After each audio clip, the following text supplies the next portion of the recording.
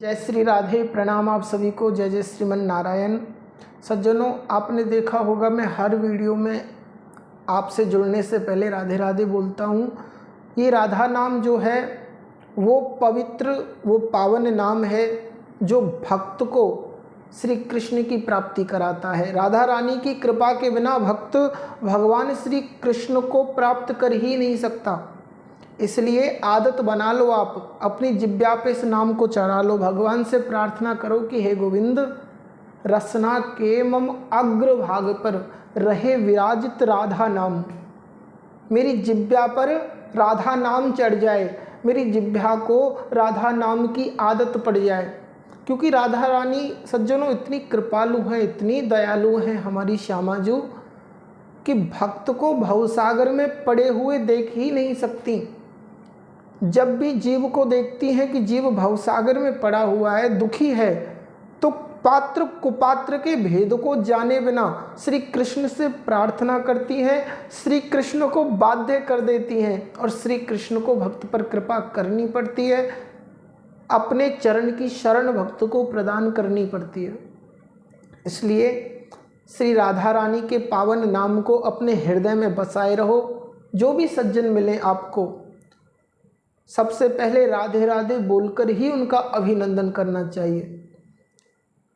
राधा रानी देखो, भक्त में इतनी सामर्थ्य नहीं है, भक्त की पुकार में उतना भाव और श्रद्धा नहीं है कि श्री कृष्ण तक वो अपनी प्रार्थना पहुंचा सके। प्रार्थना कब पूर्ण होती है?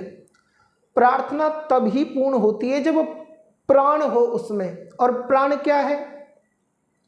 प्रार्थना में भाव और श्रद्धा जब डल जाती हैं तो प्रार्थना प्राणमय हो जाती है, प्रार्थना जीवंत हो जाती है। और श्री कृष्ण तो जीवंत प्रार्थना सुनते हैं भैया, रूखी रूखी कोरी प्रार्थना नहीं सुनते।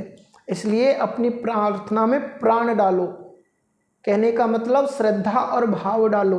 तो ये श्रद्धा और भाव कहाँ से आएगा? ये राधा रानी कृपा करके आपको देंगी।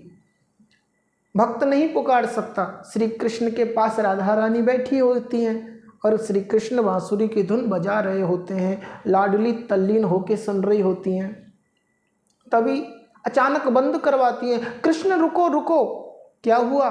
देखो कोई आवाज दे रहा है। श्री कृष्ण सुनते, नहीं नहीं कोई नहीं आवाज दे रहा। श्री जी फिर बांसुरी की धुन सुनने लगती हैं।